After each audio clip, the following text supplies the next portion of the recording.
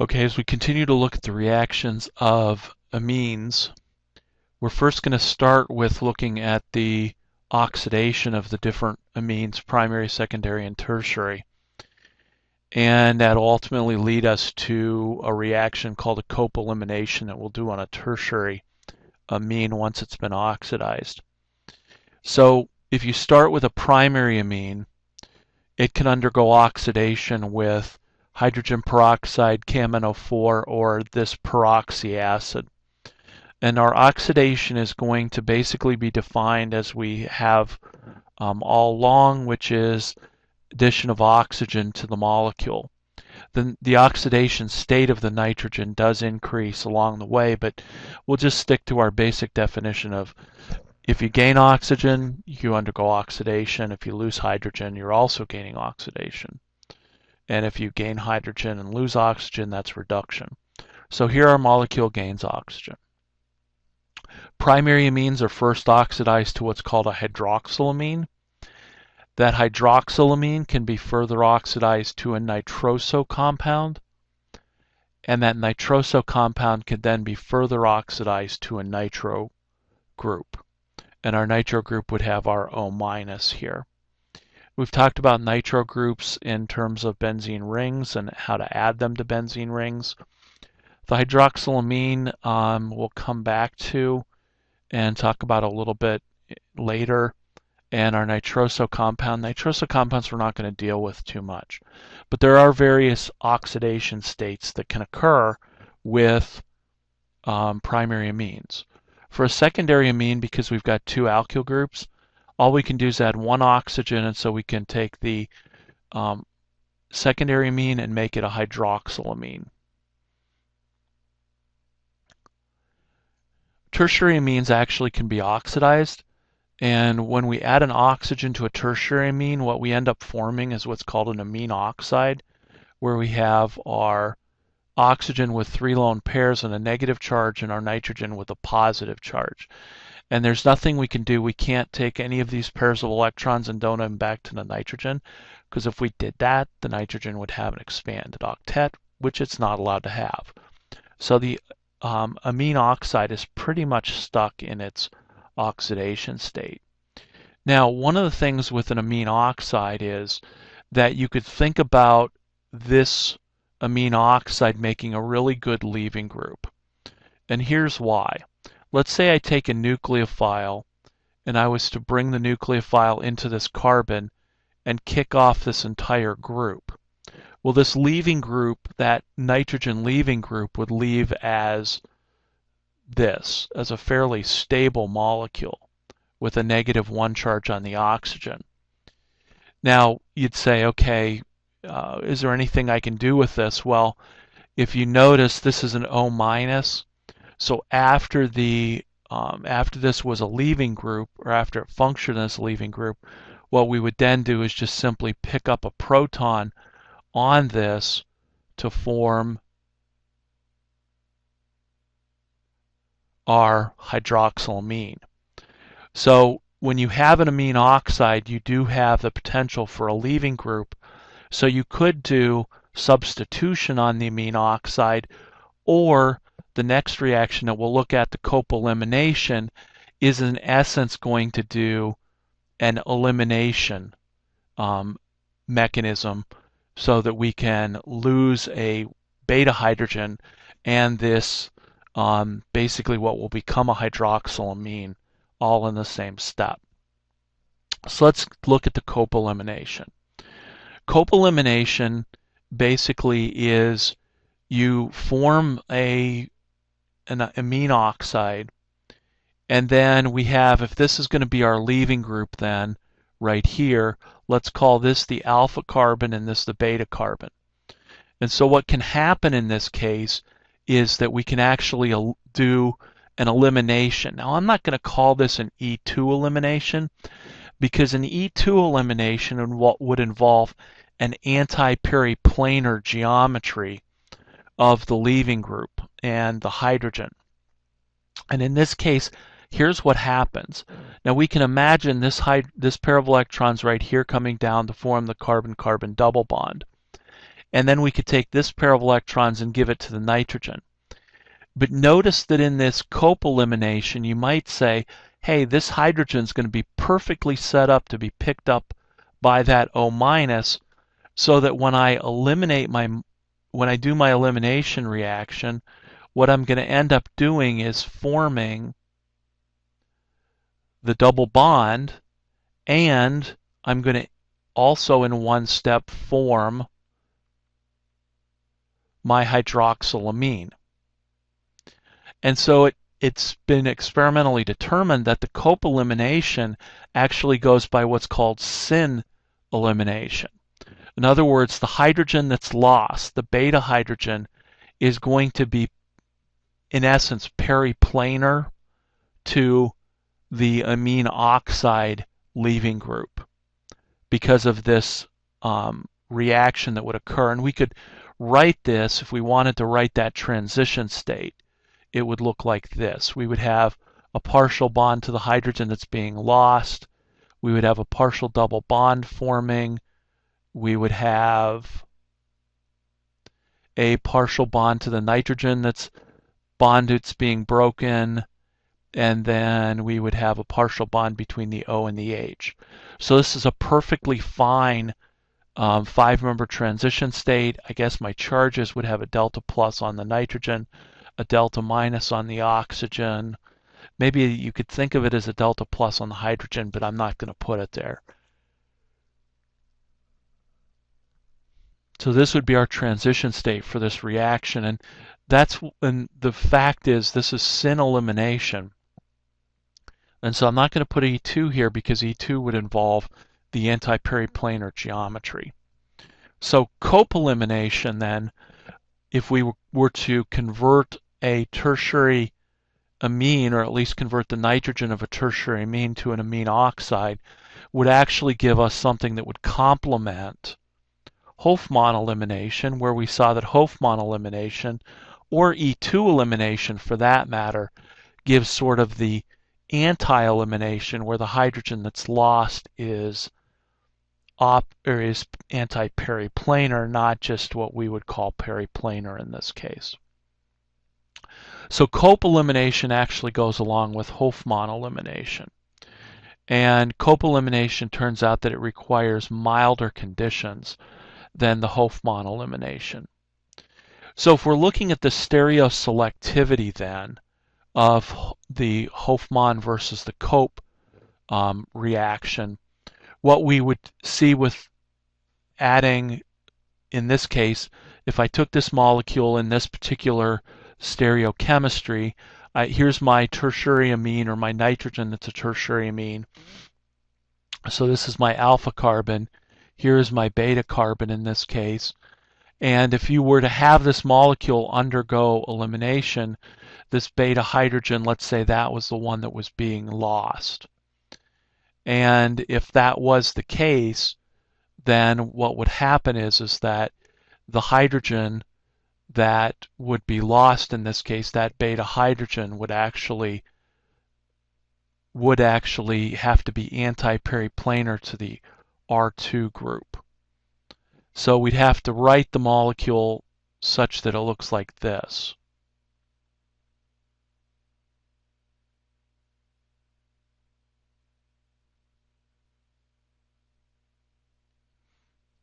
And then over here we'd have to write the molecule so that the R2N was here, and then that would put the methyl group in the back and the hydrogen in the front, because what I'm doing is I'm rotating this group. I'm going to rotate it 180 degrees in order to get it in this conformation. So then what would happen is our hydroxide, remember, of our silver oxide would come in. Actually, we forgot a step here. The first step in this mechanism would have this nitrogen react with the methyl group, so we would actually have a CH3 with a plus charge here. Then the hydroxide would come in, grab the beta hydrogen, this pair of electrons would move, and the ammonium ion would be lost as a leaving group.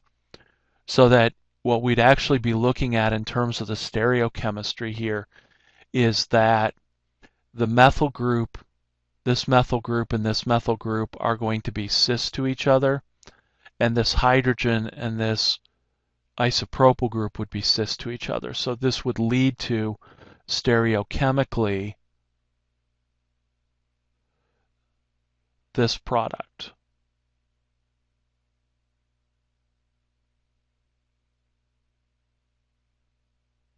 So we would end up with, let's see, what would this be?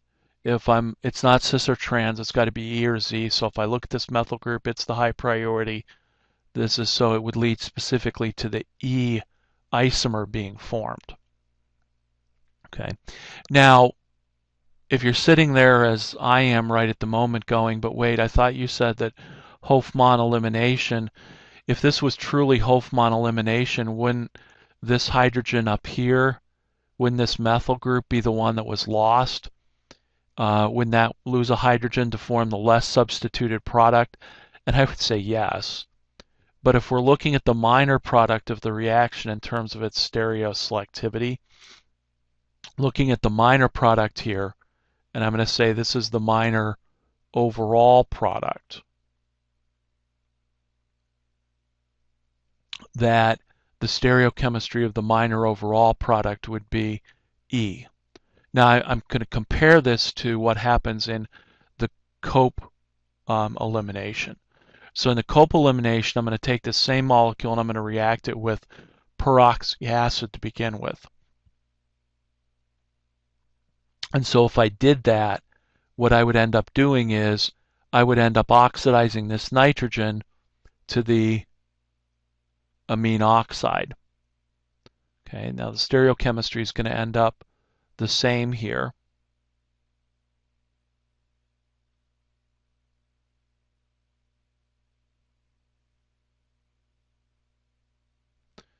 But now looking at this beta hydrogen being lost, since the Cope elimination is going to occur by the syn mechanism, I would lose HB, so I would have the electrons kind of go this way, this pair of electrons here, and then the oxygen grab that hydrogen, this pair of electrons go to the nitrogen. Now looking at it this way, the hydrogen and the methyl group are cis, and this methyl and this isopropyl group are cis, and so that would lead to a completely, well, it would lead to the other stereoisomer, where now the methyl group and this hydrogen, or this methyl and this hydrogen are cis, and the methyl and the isopropyl group are now cis. So if we look at this, this would give us the Z product. And this would be for the Cope elimination. Just looking at the loss of this beta hydrogen, you have two different scenarios, one for Hofmann elimination, one for Cope elimination, and you can see that you get two different stereochemical results, so that you could control, in theory anyway, which double bond you formed, whether you formed an E product or a Z product, depending on whether you did Cope or whether you did Hofmann. Now, one of the things is this requires a substantially a lot more heat for Hofmann than for Cope.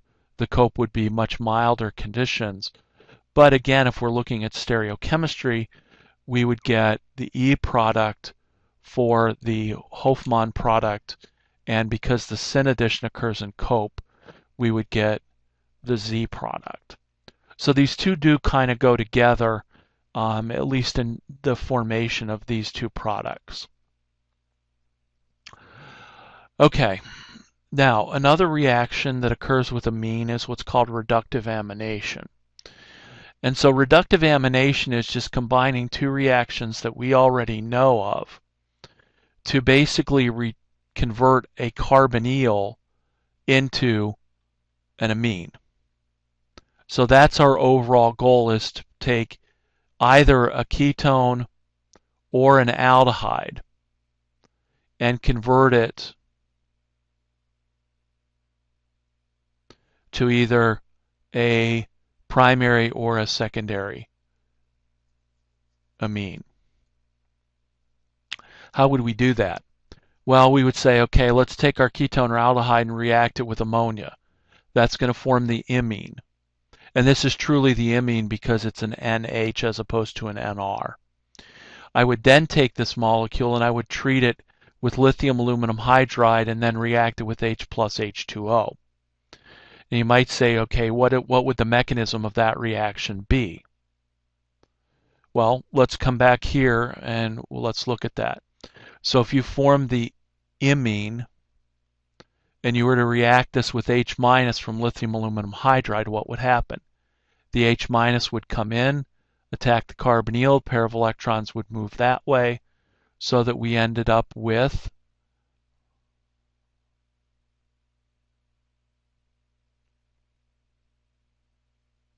this molecule, and that's basically stuck. So this is an amide, which is a very powerful base, and so when we added our H plus, we would simply protonate the amide, and we would then have reduced our imine into our amine with an A. So the lithium aluminum hydride reaction of an enamine, or of an imine, sorry, at this point, is pretty straightforward. So if you wanted to, you could convert the ketone into an imine and then react the imine with lithium aluminum hydride. That would go ahead and reduce this down to the amine. So you can make amines from ketones or aldehyde through the imine intermediate compound. But one of the problems with this reactions is that imines aren't particularly stable. So what's typically done in this case is not to make the imine, but to make the oxime. And so what's the oxime? Well, if I take my same primary amine, only in this case I'm going to use a hydroxylamine, and this is hydroxylamine. There's no R group there. If you react this primary amine, hydroxylamine, with a carbonyl, you're going to make this compound, which usually precipitates from solution. This is actually called the oxime. So this compound usually precipitates from solution, which means that the equilibrium gets pushed towards the right because in essence I'm removing product as it's formed. Well, this is a crystalline solid. We could remove it, we could recrystallize it, purify it, and then we could reduce this oxime down to the amine using a number of reagents. The reagents that we could use would be either lithium aluminum hydride, or you could do hydrogen and palladium reduction to reduce the CN double bond, or you could also use zinc and HCl to also reduce the carbon-nitrogen bond. And so this is typically what's done for that reaction. And we won't get into the mechanism of how it's reduced, because you might say, well, how do you get rid of the OH group? I'm not going to worry about that right at the moment, but this would be a typical way to reduce then the oxime down to the amine. So this is typically how reductive amination is done. How could you use reductive amination to form secondary or tertiary amines? This would give you, for instance, we could make a primary or secondary amine. It just depends on whether we start with a ketone or an aldehyde. So in this mechanism, I've shown you that, if we start with a ketone and we convert that to the imine of that ketone, we could get a secondary amine. Now, if we're talking about sort of this reaction, how would we end up making a tertiary amine out of this? Well, if we wanted to make a tertiary amine out of this, then we have to think about, okay, if I'm forming, in this case, primary amines in this case. I guess I shouldn't call this is not a primary or secondary amine. It's just simply a primary amine. And up here, this is also a primary amine. So if I want to make secondary and tertiary amines, well, then all I would do is do reductive amination. So start with my, let's say, ketone, react this with NH3, NH2, OH to form my oxime, and then use, let's say, lithium aluminum hydride for this. And that would go ahead and convert that down to a single bond here. That would convert that to the amine. Well, then I would take that amine and I would add, let's say, an alkyl halide to it. And that would then form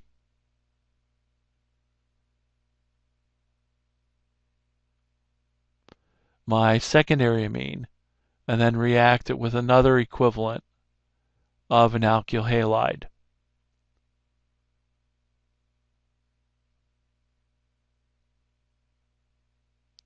And then I would form my tertiary amine.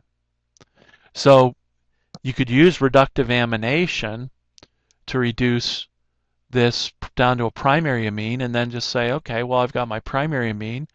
Let's go ahead and just sort of alkylate that amine.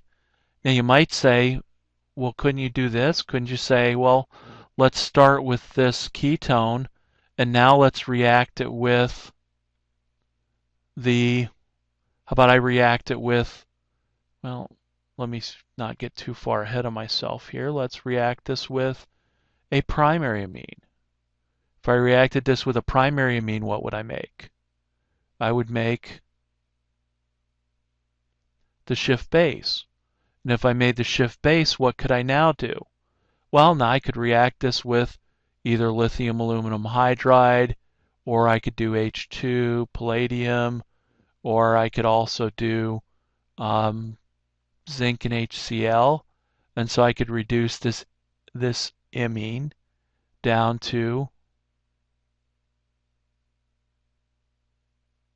the secondary amine. And if I wanted to, I could say, well, I don't want to do the secondary amine here.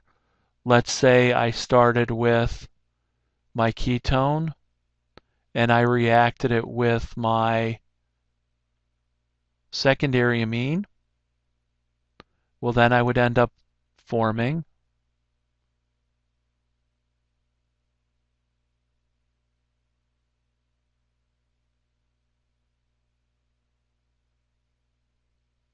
this enamine. And then how would I reduce the enamine? At this point, I'd probably use hydrogen and palladium would be the best case scenario to then reduce this double bond to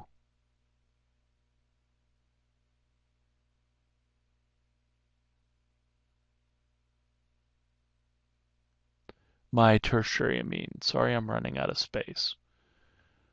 So depending on whether we used ammonia or we use this hydroxylamine, but we could very easily use the primary amine to synthesize, in essence, a secondary amine, or I could use the secondary amine to synthesize a tertiary amine. So it's very easy to join these molecules together. Just use the imine, enamine chemistry and then follow it up by either lithium aluminum hydride or use hydrogen and palladium. Hydrogen palladium would be the only thing that would work down here. Okay, so we can make amines by reductive amination. There's also the ability to make amines by acylation and then followed by reduction. All right, what does that mean? Well, remember in the previous lecture, which was today, that we're going to, if we react an acid chloride with an amine, what do we end up making? We end up forming the amide. Well, it turns out that the amide can be treated with a lithium aluminum hydride and then your H plus H2O step. Now, when amides are reduced, they get reduced straight down to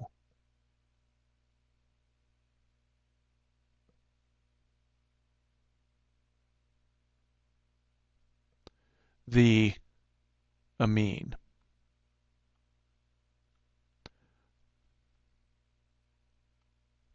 So they get reduced down to this amine. So you can reduce an amide, but when you do so, you're going to end up with the primary amine. Now, I'm going to counter this with,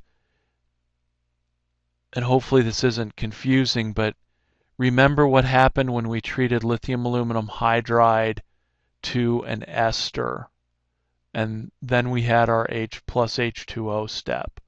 What products did we make here? Well, in this case, we actually cleaved this bond, and we ended up converting the carboxylic acid side of the ester to a primary alcohol.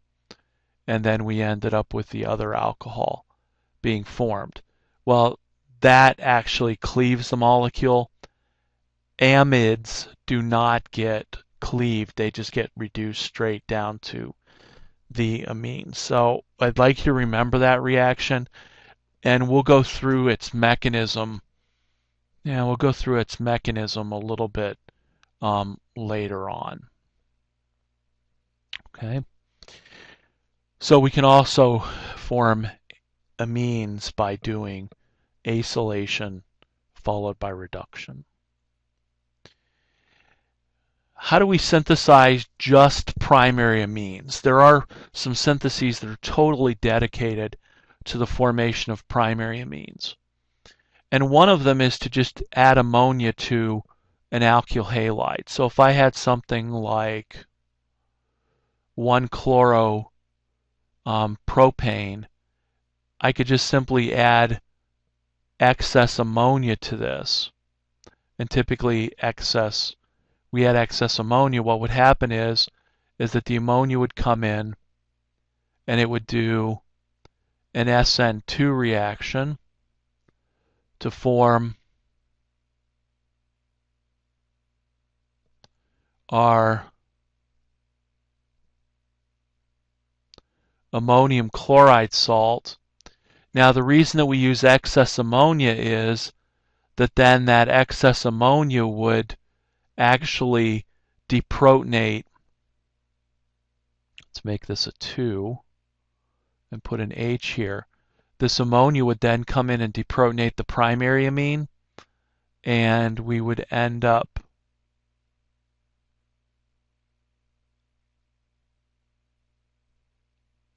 forming the primary or the primary alkylamine, and then that proton would be transferred so that we formed ammonium chloride.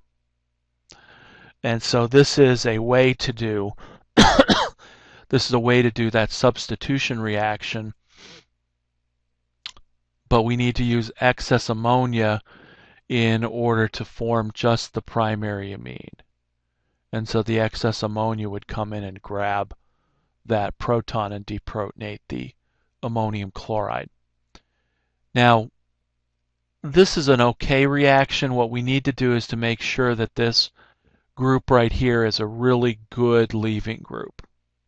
So is chloride the best leaving group that I could use? I doubt it. Bromide would be a better leaving group, so this would be better. An alkyl iodide would be even better. And what would be the best leaving group to attach to that carbon to make it leave?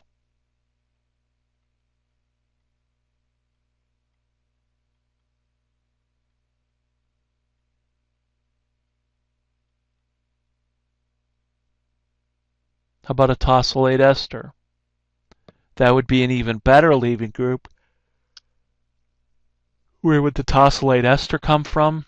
Tosylate ester would come from taking the alcohol and reacting it with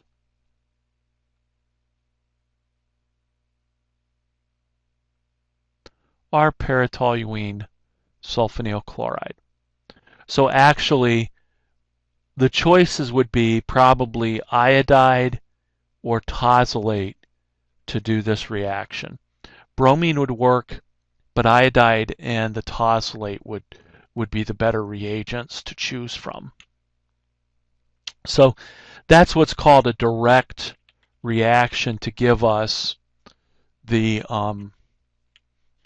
primary amine. And this works okay. It's okay. Now, there's another reaction called the Gabriel synthesis. And the Gabriel synthesis is a little bit better. In my research group, we've done the Gabriel synthesis in the past, and it's worked fairly well. So in the Gabriel synthesis, what I'm going to do is I'm going to take this compound, which is called phthalimide. Now, phthalimide is an amide that comes from phthalic acid. Phthalic acid has the two carboxylic acid groups ortho to each other, and then you convert that to an amide, and you get phthalimide. Now, it turns out that for phthalimide, this hydrogen is somewhat acidic, so that typically you could use something like potassium hydroxide here, or maybe a stronger base, and you could actually deprotonate that to form the potassium phthalimide salt.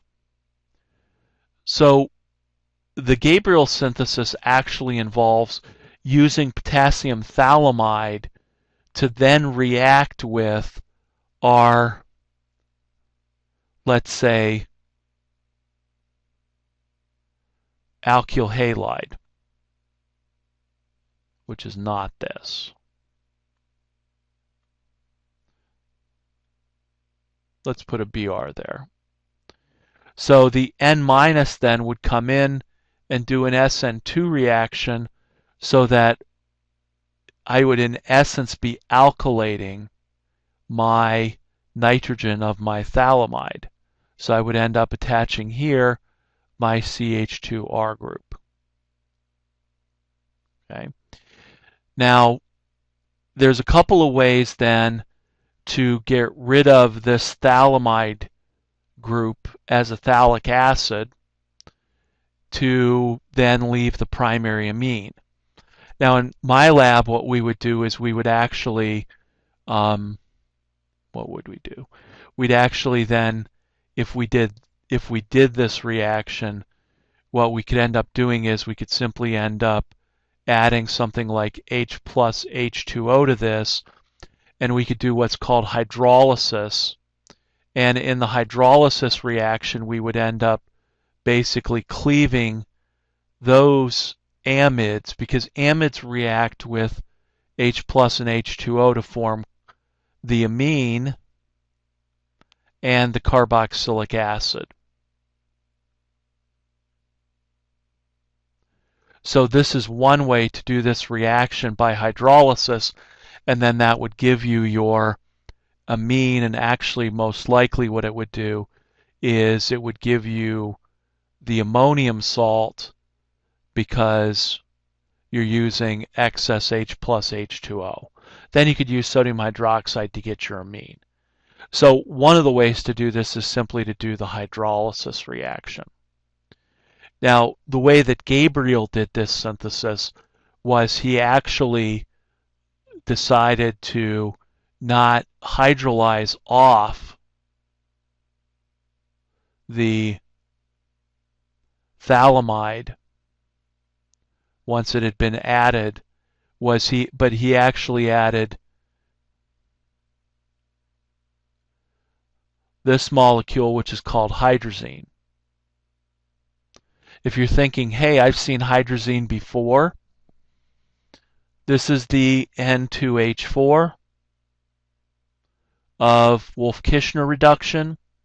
Hydrazine can be added to ketones and aldehydes to form Schiff bases. Actually, they form what are called hydrazones. But in this case, what happens is that the hydrazine both nitrogens will eventually, this nitrogen will come in and attack this carbonyl sequentially. And so what we actually end up doing is you actually end up forming this molecule. So what happens is the hydrazine then reacts with the phthalimide part, and that then releases the other part of the molecule to form the amine. And this is the way the Gabriel synthesis is traditionally done, is to add hydrazine, and then the hydrazine will actually react to form this molecule. And I won't get into the mechanism for that right at the moment, but we could in lecture if necessary. So the Gabriel synthesis starts with potassium phthalimide, which is very easy to make and a very stable molecule, and then it reacts to give us the primary amine, and that's all we can make with this is a primary amine. Okay, so that's one of the reactions that we can do with potassium phthalimide. Okay. All right, so that's the end of amines. Our next chapter is going to be carboxylic acids and derivatives. Then we're going to work our way into derivatives. So first of all, in terms of an introduction to carboxylic acids, here's a carboxylic acid. What do we know about carboxylic acids? They are polar, they are acids, they can donate hydrogen bonds, they can accept hydrogen bonds, whole 9 yards. So really, we know an awful lot about carboxylic acids to begin with. Are they water soluble? Well, if you take a carboxylic acid and you add it to water, what happens? You get an equilibrium between the deprotonated carboxylic acid called a carboxylate salt and H3O+. Sometimes if we want to, because this equilibrium occurs when a carboxylic acid is in water, sometimes if we want to suppress the solubility of a carboxylic acid in water, we'll add like HCl to it, and that'll push the equilibrium back towards the formation of the free acid. Because carboxylic acids, even if this R group is large, if it will actually form an ionic compound by this equilibrium reaction, some of the carboxylic acid will actually dissolve in water. So what we would, we'll talk about the acidity here, but sometimes to force carboxylic acids to precipitate from water, we add HCl. Now I should digress here. I shouldn't, but I will. Remember last semester when we were trying to isolate, let's see, what compound were we trying to isolate? We were trying to isolate this compound.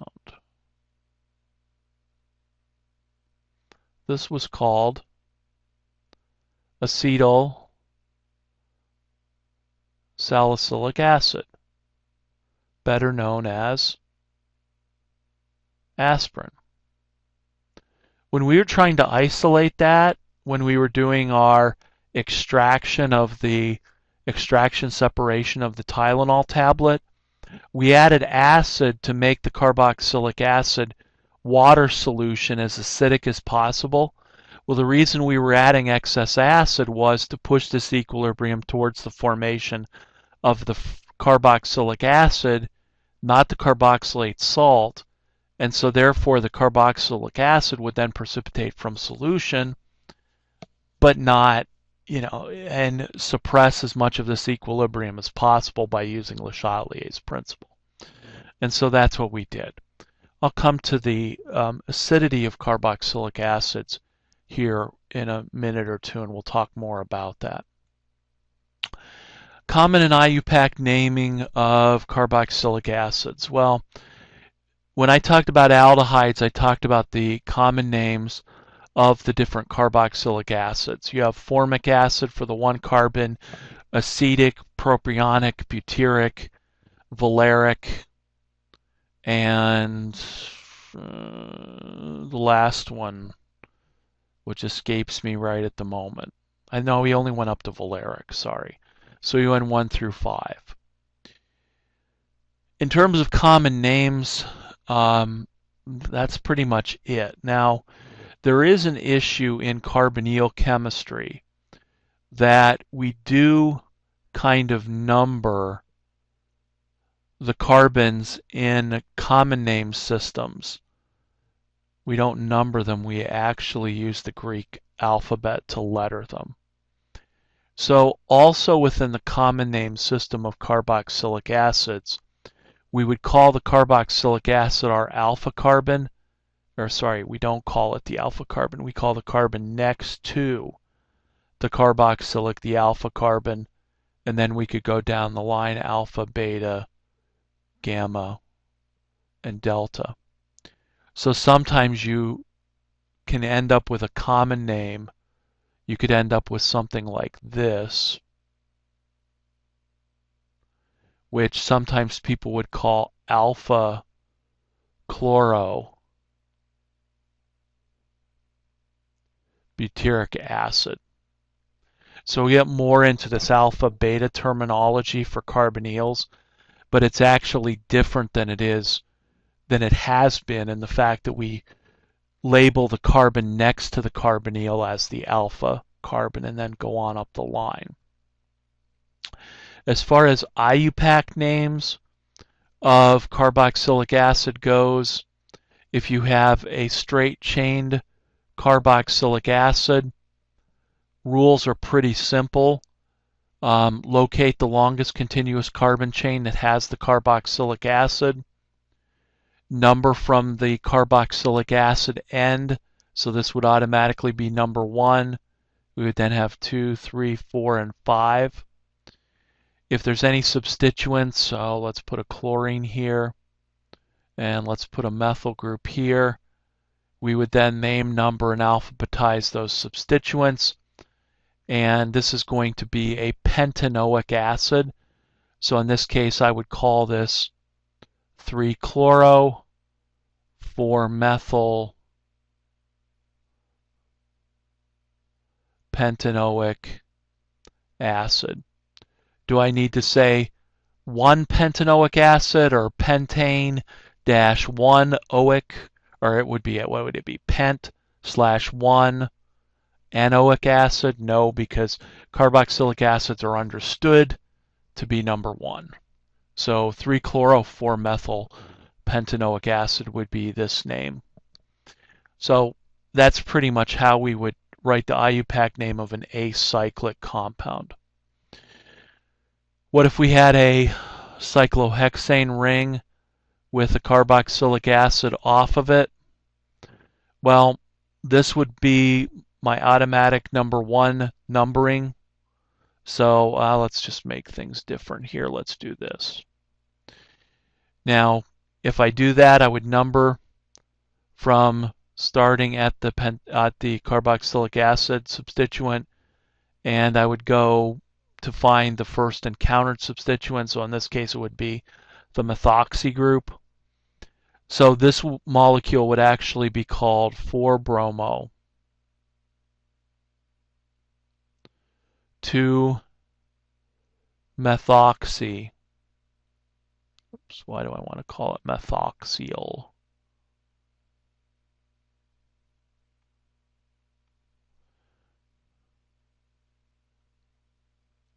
Cyclohexane. And then we would probably put the 1 in just to be clear. Carboxylic acid. Remember how we had carbaldehyde as the aldehyde that's attached to a cycloalkane ring? Well, in this case, it's not carbaldehyde, it's carboxylic acid. And this 1 is optional. So for this molecule, we could very easily say 4-bromo 2-methoxy cyclohexane carboxylic acid. If you want to put the 1 in, that's perfectly fine. Okay. So what else would I do? Well, if I had a benzene ring, benzene rings are going to be relatively easy, because if you have a benzene ring, this is benzoic acid. And so as far as benzoic acid goes, if I had, let's say, I don't know, a bromine here and a methyl here, and let's just put a chlorine there, you'd have to start numbering at the benzoic acid, then find the first substituent as you go around. So this would be like 2-bromo, 3-chloro, 4-methyl benzoic acid. And you don't have to put the 1 in because it's understood that the benzoic acid, that carbon would be number 1. Okay.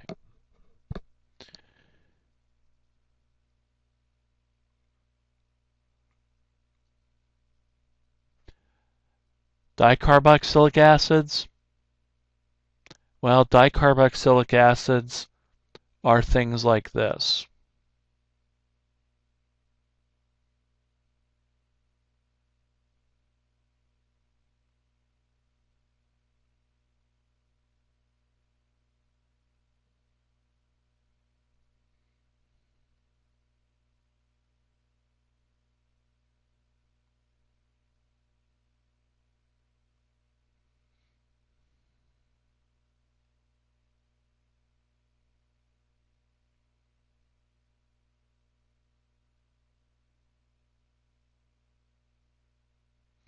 And the last one of the series, this is as far as I'm going to go.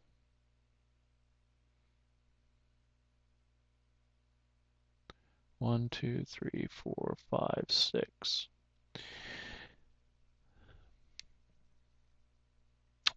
If this was IUPAC naming, this would be ethane. It would be ethane dioic acid. To indicate probably, I don't know, you probably would go ethane 1,2-dioic acid. This would be propane 1,3-dioic acid. But these have cute common names. And the common names of the first 5 dicarboxylic acids have a famous way to remember it, and that's the only reason why I'm going over this. This is called oxalic acid. That's its common name. This is called malonic acid. This is succinic acid. This is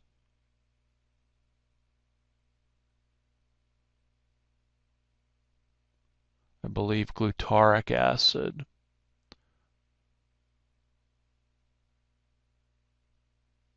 And this is adipic acid.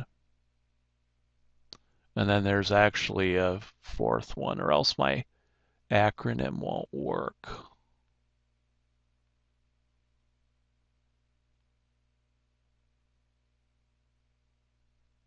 And this is pimelic acid.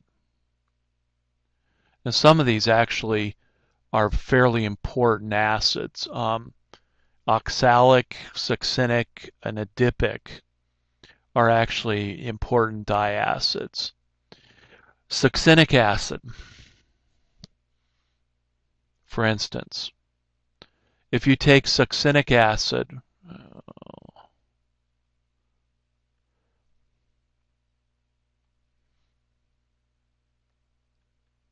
and you convert it to the amide, you would get succinimide. If you then attach a bromine to that succinimide, guess what you get? You get N-bromo, N-bromosuccinimide, NBS. Adipic acid is important because it's used to synthesize some nylons, nylon 66, and I'll talk about that in coming lectures.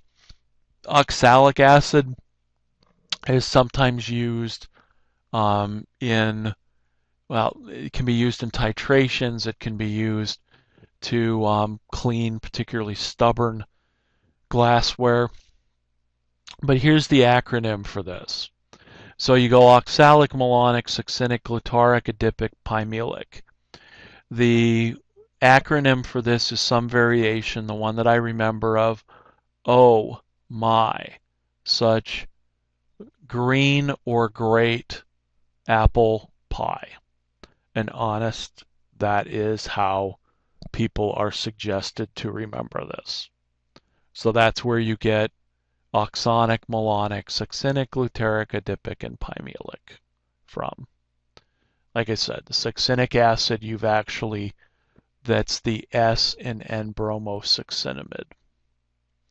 So dicarboxylic acids are used. I'll talk more about probably adipic here in coming lectures because that is common. It's a common industrial chemical that's used primarily to make nylon, not just nylon that's used in fabrics, but nylon that's used in plastics as well. Okay. Carboxylic acid's properties and dimerization. So, carboxylic acid has what kind of properties? Well, it's polar, can dissolve in water. It could dissolve in water even if it didn't ionize because it can accept a hydrogen bond. And actually, the carbonyl is much more likely to accept the hydrogen bond than this oxygen. So actually, this hydrogen bond doesn't occur. But then it can donate a hydrogen bond to something else. Now, what happens with carboxylic acids is that in solution, they tend to form what are called dimers. And so if you can get a couple of carboxylic acids together, they can actually form this as their sort of a hydrogen bonded dimer. And you may say, well, does this really occur? And the answer is yes. Well, how would I know that? Well, to bring in a little lab here, in your IR for carboxylic acids, you know that in your IR you used to see a big broad OH. That was typically your OH, but when it was a carboxylic acid, you actually didn't see a big broad OH. If this is your 3000 wave number marker, you kind of saw the OH run into the peaks at 3000. So this would be the OH of a carboxylic acid, and this would be like an alcohol OH. Well, the reason that you don't see a big broad OH for a carboxylic acid is simply because it exists in this hydrogen bonded dimer form. And so that changes this OH frequency from 3400 roughly down to just a little bit above that, probably more like 3100. So that's why your OH peak of a carboxylic acid looks so much different than the big broad OH peak of an alcohol, is because the formation of these hydrogen bonded dimers. And they also would this also would play a role potentially in some gas phase chemistry, because you could, in theory, end up with these forming hydrogen bonds in the gas phase, but we won't get into that. So as far as the properties of carboxylic acids go, they're polar, and so they can undergo hydrogen bonding. That means they're going to have boiling points that are fairly high. And this hydrogen bonding dimerization actually causes a change in the physical properties, well, not in the spectroscopic properties particularly, let's say in an IR spectrum. I'll end with this. Carboxylic acid acidity. Here's the equilibrium between carboxylic acid and water. We know we get an equilibrium, and we know that we end up with a carboxylate and an H3O+. Now, carboxylic acids like acetic acid, they probably have pHs when you dissolve them in water of in the 3-ish range. But you can actually increase the acidity of carboxylic acids if we could somehow push the equilibrium towards the right. So you might say, well, how do we push the equilibrium towards the right? We make the carboxylic acid or the carboxylic acid salt or the carboxylate more stable. How would we do that? Well, here is one way to increase the acidity of a carboxylic acid. Okay, if I just had a CH222 this would be acetic acid, and acetic acid is, the major component in vinegar. In the lab, if you use glacial acetic acid, that means it's pure acetic acid with no water in it. And acetic acid has a horrible smell, but it's not particularly acidic. It's not like if this gets on your skin, it immediately burns it. Now, this is called trifluoroacetic acid. And trifluoroacetic acid is a much stronger acid than acetic acid. When you react this with water, you end up pushing the equilibrium far to the right. And we end up forming then still our carboxylate. But we end up forming much more hydronium ion with trifluoroacetic acid than with acetic acid. So in this case, why is the equilibrium pushed more towards the right with the trifluoroacetic acid? Now ask yourself that question. What have we talked about so far that would explain that result? If you said, well, these trifluoro groups, these three fluorines are pulling electron density away from that carbon, which becomes delta plus, and it's sitting next to a delta plus of the carboxylic acid, and that's going to make the reactant unstable and push the equilibrium towards the right. Hey, then you remember what we talked about with hydrates and acetals with things like chloral hydrate. But I want you to look at it a slightly different way. Now, let's look at the product. Did I somehow stabilize this product? And the answer is yes. In the product now, the fluorines are pulling electron density out of this carbon, which is now going to pull electron density out of the carbonyl.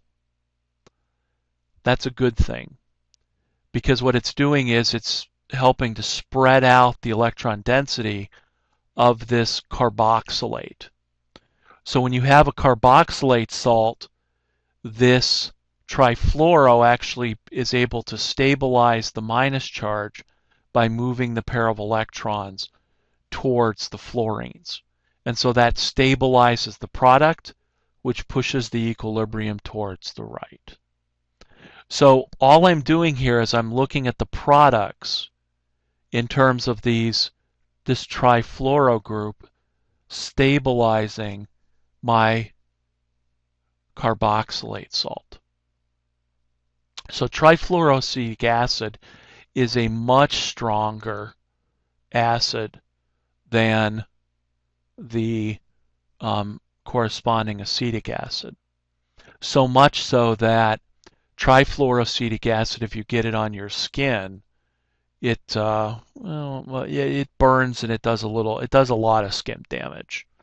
I actually had a small ampule of this fall on the floor when I was in graduate school and splash up onto my shorts wearing legs and got on the skin. And even though I wiped it off immediately, it did a number on the skin. And of course, when it got infected later on, the doctor said, "What did you spill on your skin?" And I said, "Trifluoroacetic acid." And they said, "Well, you should be dead." And I said, "I don't think so." And he's like, "Oh, that's right. That's HF. If you get HF goes directly into your bloodstream and will kill you."